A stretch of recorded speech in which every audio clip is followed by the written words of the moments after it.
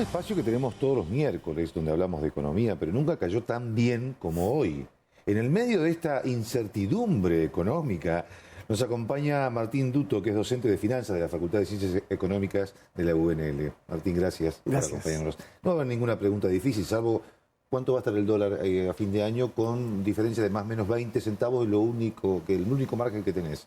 Esa es la pregunta del millón. Sí, claro. Sí, realmente hoy en día nadie puede ponerle un precio ni siquiera de acá a una semana, así que imagínate para un tiempo mayor. Por supuesto que esta es una chanza y un chascarrillo, ¿no? Claro, en este país no sabemos qué va a pasar dentro de 24 horas, pero a ver, el dólar paralelo tuvo un salto tremendo, anda coqueteando con los 800 pesos acá en Santa Fe, con los 800 pesos.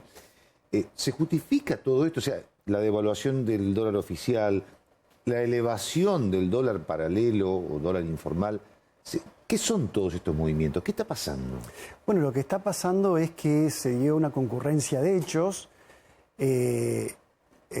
Quizás uno de los más importantes es que había expectativas respecto a un resultado de las elecciones. El mercado había anticipado, había hecho sus previsiones respecto a las proyecciones para todas las variables macroeconómicas de acuerdo a un resultado que, como ustedes saben, estaba primero Juntos por el Cambio y había la posición de Milei en tercer lugar.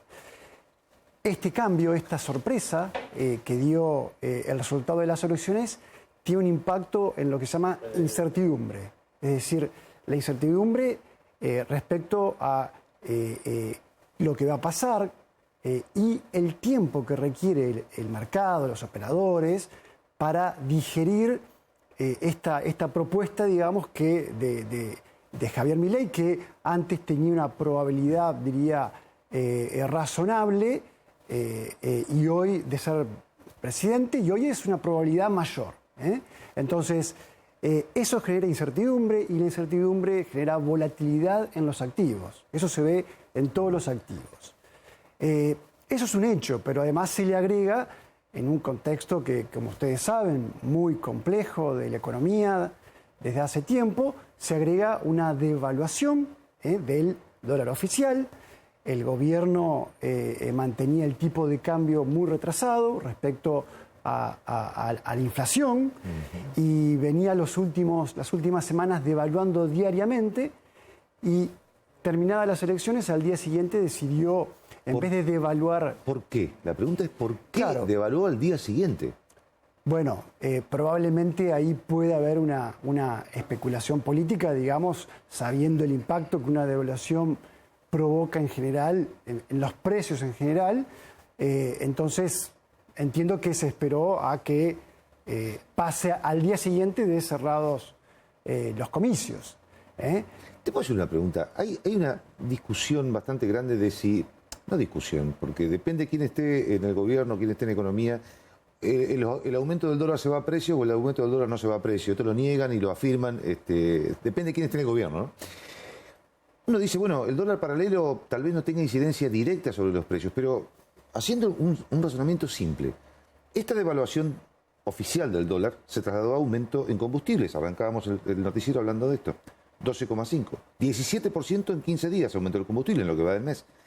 El hombre que va a buscar la verdura y la lleva a la verdulería, el proveedor de la verdulería de la esquina de mi casa, cuando va a llenar el tanque, su camioneta bastante vieja, consume mucho, en vez de pagar 10.000 el tanque va a pagar 11.700.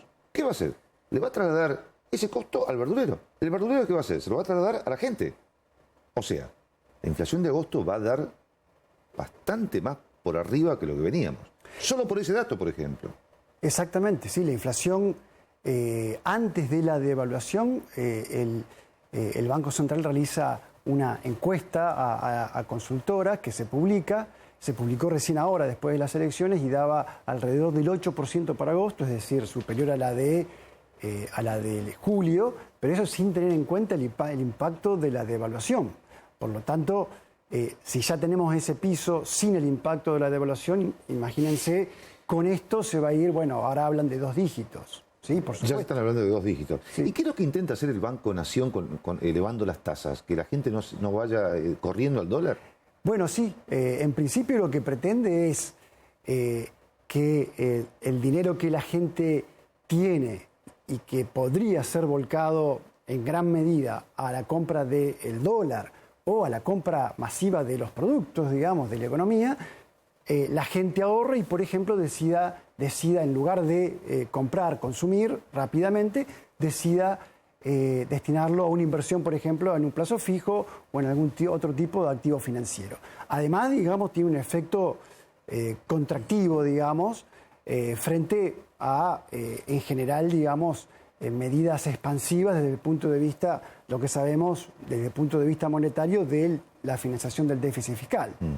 Ahora, la devaluación oficial, como vimos, impactó, por ejemplo, en los combustibles, que tiene un impacto directo en la economía. Ahora, el dólar paralelo, vuelvo a la pregunta inicial, impacta en la economía, o sea, todo esto que está pasando, ¿cómo impacta en lo cotidiano, en el bolsillo de la gente de todos los días, digamos? Bueno, el dólar paralelo tiene un impacto, diría, psicológico. Es decir, si bien es una medida informal, es una medida que para el argentino promedio toma como referencia del estado de la economía, del clima. Por lo tanto, cualquier movimiento del dólar hace prever que más tarde o más temprano eso va a ser seguido de movimientos en el dólar oficial que, claro, por supuesto, tiene impacto directo en los bienes transables que se exportan, en las importaciones, y eso afecta a todos los precios de la economía, subiéndolos como vos hoy lo contaste. ¿Es un buen momento para comprar dólares? Qué preguntita, ¿no? Esa es una pregunta complicada. Sí, sí. En general, digamos, uno, si tiene una expectativa de mediano y largo plazo y quiere dolarizar la cartera, digamos, más allá del peso actual, diría que siempre es bueno tener una parte importante de su ahorro, de su cartera, en dólares. Por supuesto, en el cortísimo plazo puede haber una alta volatilidad, pero bueno, en el actual contexto es difícil anticipar que va a haber una baja del dólar. Sobre todo, aparte de algo que no mencionamos, con un candidato a presidente como Milei, que tiene como una de sus principales banderas la dolarización. Así que eso tiene un impacto directo en el dólar, porque obviamente si la gente posee ese dólar ya se puede anticipar a lo que puede pasar en el futuro. ¿Pero es posible dolarizar la economía en este momento, como propone, por ejemplo, Milei? Bueno, hay pocas experiencias. En el mundo Ecuador. Hay Ecuador, El Salvador, Zimbabue, y los resultados han sido dispares. En Argentina tenemos una experiencia que no fue dolarización, pero podría asimilarse en ciertas características. ¿Te acordás? La ley de convertibilidad. Recordemos que la ley de convertibilidad daba el derecho a cualquiera de intercambiar dólares a un tipo de cambio sin límites. Por lo tanto, si toda la población en ese momento hubiera querido hacer ese intercambio, parte de la economía ya podría haber estado dolarizada de hecho. Claro. El esquema que propone Milei, todavía no tenemos mucha información. No es el mismo esquema que recién comentabas, que era con una paridad fija, sino que aparentemente, por lo que se escucha de los medios, es a precio de mercado. La principal incógnita ahí es dónde va a conseguir.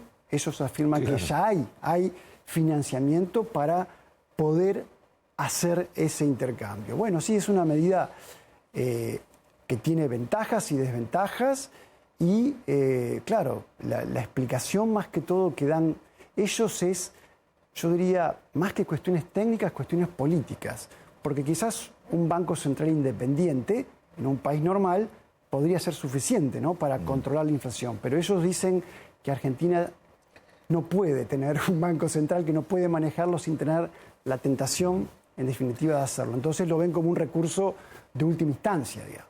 La última, Martín, no son pocos los que ven, ya venimos con tiempos difíciles, pero que ven tiempos extremadamente difíciles hasta las elecciones generales, ¿no?, o hasta un eventual balotaje.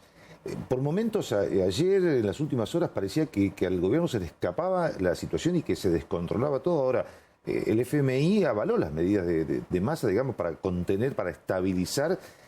¿Y esto que es un poco de tranquilidad? ¿Cómo ves vos este panorama y cómo lo ves a futuro hasta las elecciones? Bueno, es un panorama muy complejo, porque además de la situación económica compleja, se agrega el aditamento político. Ya venimos desde hace años así, y esta volatilidad, esta incertidumbre genera más aún volatilidad. Como vos decís, ya hay un visto bueno del FMI. Es impensable que el Fondo Monetario le saque la mano a Argentina en este momento, estando a 2 meses de cambio de gobierno. Así que la impresión que tengo es que los desembolsos que están previstos se van a dar. No va a haber en ese aspecto grandes sobresaltos, pero en el resto de la economía, digamos, vamos a seguir viendo momentos difíciles. Martín Dutto, gracias por tanta información, perspectivas y opinión respecto de la difícil situación que nos toca atravesar. Muchas gracias. Gracias a ustedes.